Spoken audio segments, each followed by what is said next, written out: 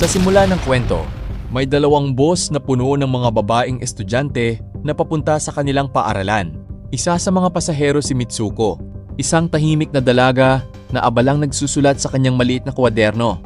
Habang ang iba ay nagtatawanan at nagkukwentuhan, napansin siya ng kanyang mga kaibigan at tinukso siya. Sabi nila, "Hindi ka ba nagsasawang magsulat? Halika na at pakisaya sa amin." Biglang hinablot ng isa ang kanyang kwaderno, kaya nahulog ang kanyang bolpen. Yumuko si Mitsuko para pulutin iyon. At sa mismong sandaling iyon ay may nangyaring hindi maipaliwanag. Isang di nakikitang puwersa ang rumagasa sa kalsada at parang matalim na talim na hiniwa ang dalawang bus. Sa isang iglap, halos lahat ng sakay ay naputol ang katawan. Nang tumayo muli si Mitsuko, halos mawalan siya ng ulirat sa nakita niyang nakakatakot na tanawin.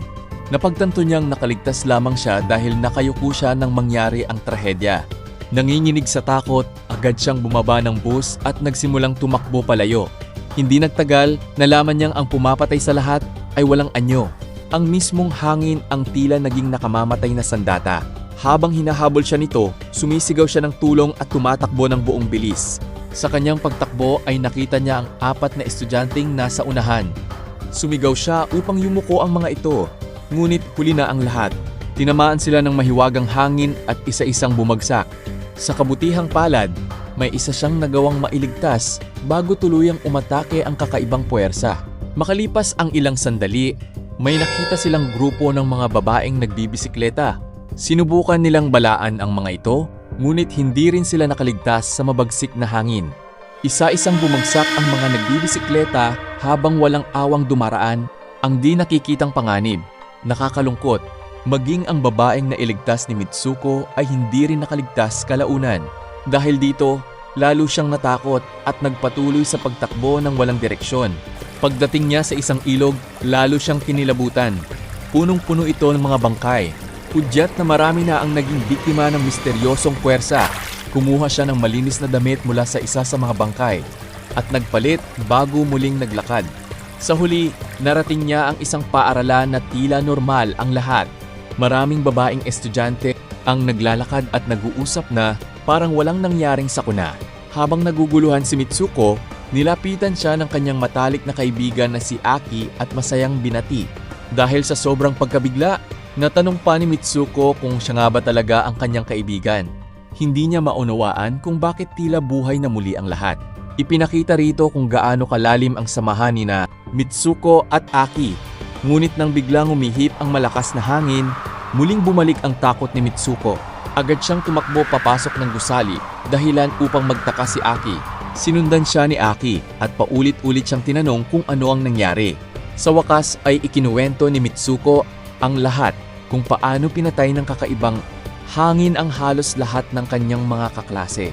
Upang pakalmahin siya, inilabas ni Aki ang kanyang kamay sa bintana at sinabing normal lamang ang hangin at wala siyang dapat ikatakot. Pagkatapos nito, nagpasya sina Aki, Tai at Sura na lumiban muna sa klase at isama si Mitsuko.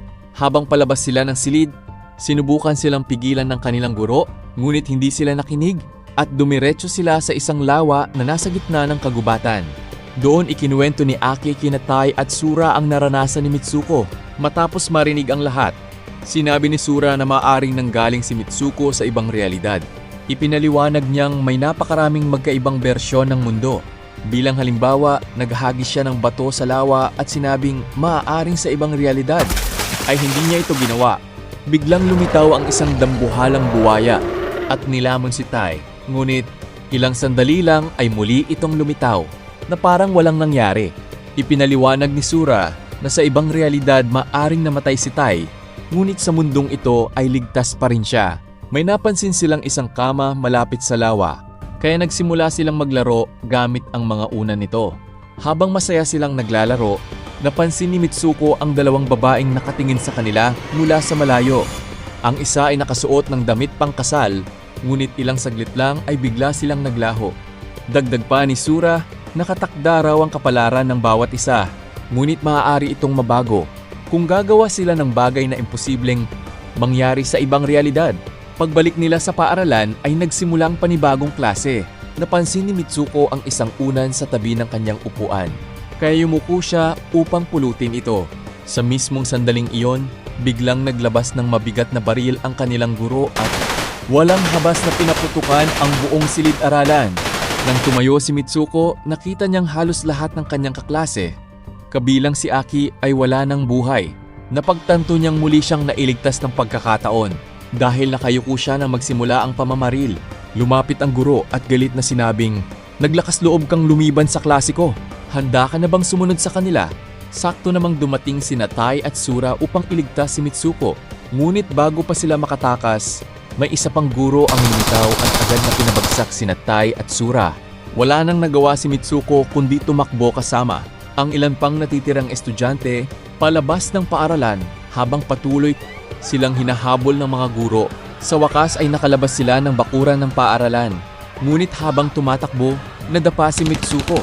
Sa mismong sandaling iyon, muling dumaan ang nakamamatay na hangin at tinamaan ang lahat ng kasamahan niya.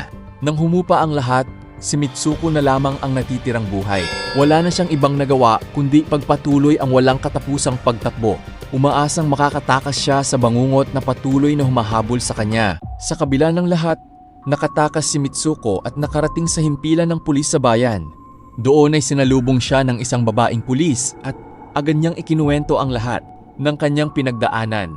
Ngunit sa halip na mabahala, napangiti lamang ang opisyal at nagtanong, "Bakit suot mo pa rin ang uniforme ng paaralan?" Mas lalo pang nagtaka si Mitsuko nang paulit-ulit siyang tawaging Keiko. Hindi niya maintindihan kung bakit ibang pangalan ang itinatawag sa kanya. Napansin ng babaeng pulis ang kanyang pagkalito kaya itinuro siya sa isang salamin.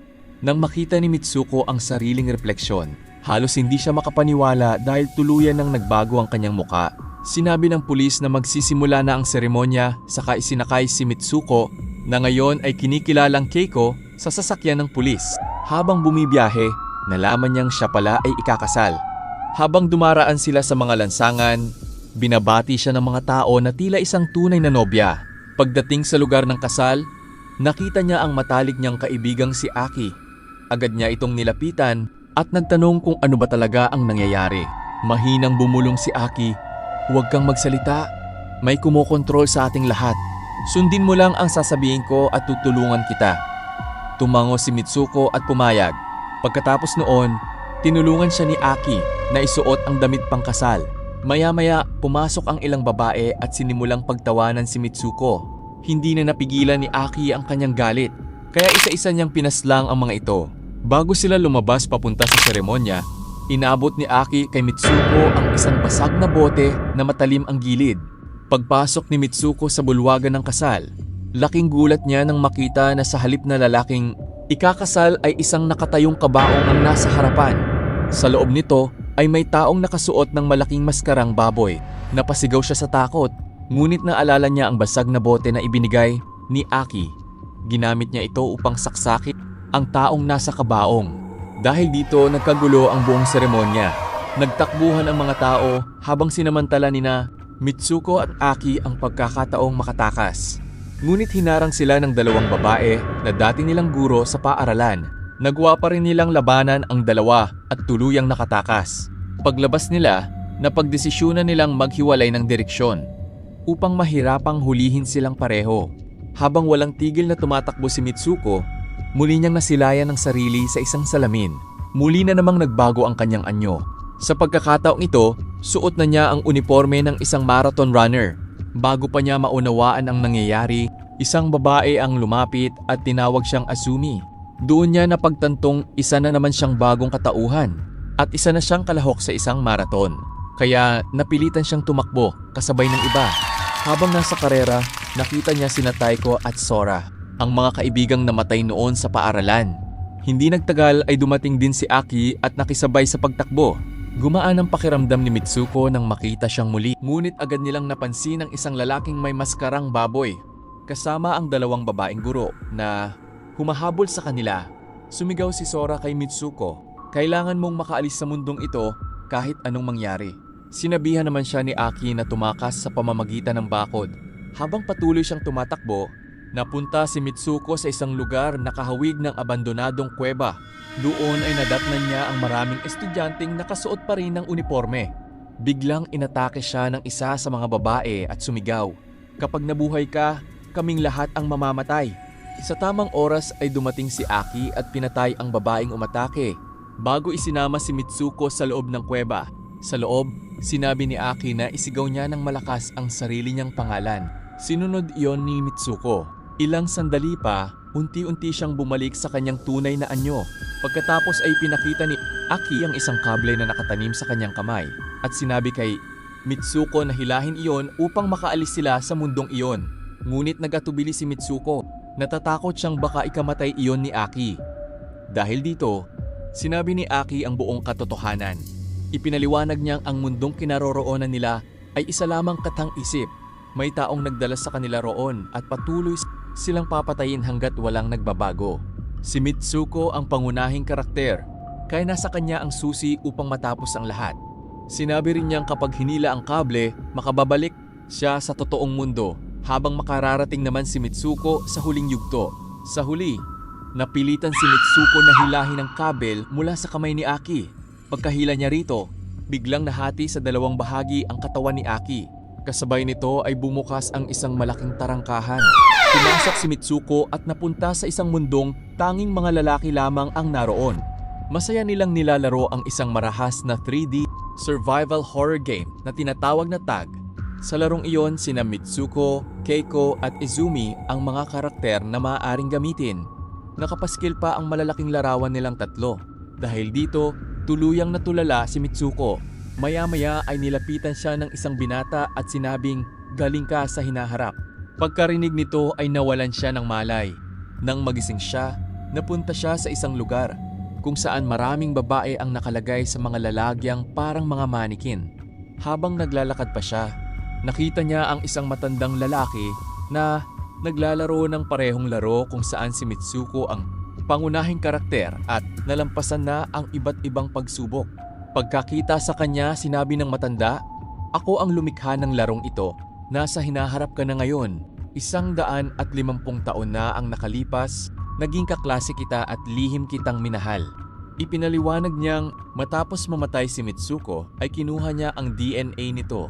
Hindi nagtagal ay dumating ang isang batang lalaki. Siya pala ang mas batang bersyon ng matandang lalaking nakita ni Mitsuko sa mundong iyon. Hinubad ng bata ang kanyang damit at humiga sa kama habang inaanyayahan si Mitsuko na sumama. Ipinaliwanag ng matanda na iyon ang huling yugto ng laro. Ang nais niyang mangyari ay makahiga si Mitsuko kasama ang kanyang mas batang sarili dahil iyon ang matagal na niyang pangarap na hindi natupad. Unti-unting lumapit si Mitsuko sa kama, ngunit bigla niyang naalala ang sinabi ni Sora. Kung gusto mong baguhin ang iyong kapalaran, gawin mo ang isang bagay na imposibleng mangyari sa ibang mundo. Sa sandaling iyon, sinugod ni Mitsuko ang batang lalaki at sinakal ito habang sumisigaw. "Tigilan ninyo kaming tratuhing parang laruan." Pagkatapos ay inagaw niya ang tungkod ng matanda at pinarak iyon sa sarili niyang tiyan. Nagulat ang matandang lalaki. Hindi niya kailanman inasahang gagawin iyon ni Mitsuko dahil wala iyon sa itinakbo ng kanyang laro. Sa ginawa niyang iyon, tuluyang nabago ang kanyang kapalaran. Pagkatapos nito, ipinakita si Mitsuko sa simula ng 3 magkakaibang sitwasyon ng laro sa loob ng bus, sa seremonya ng kasal at sa marathon. Bago pa man magsimula ang bawat pangyayari at sa marathon, sabay-sabay niyang tinapos ang sariling buhay sa 3 mundong iyon. Sa huling tagpo, nagising si Mitsuko sa isang lugar na nababalutan ng nyebe. Doon niya napagtanto na tapos na ang lahat at nakabalik na siya sa tunay na mundo. Dito nagtatapos ang pelikula. Maraming salamat sa panonood. Hanggang sa muli.